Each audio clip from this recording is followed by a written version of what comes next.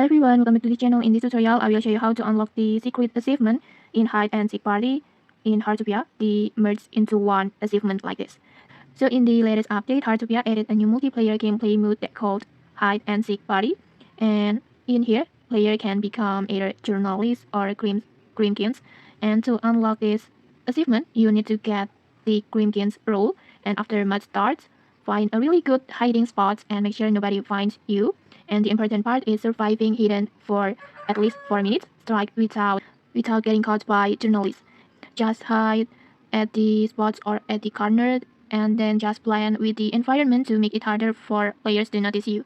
And once the timer reaches 4 minutes and you are still hidden, this achievement will unlock automatically like this. So if you want this achievement fast, just focus on safe hiding instead of moving around too much.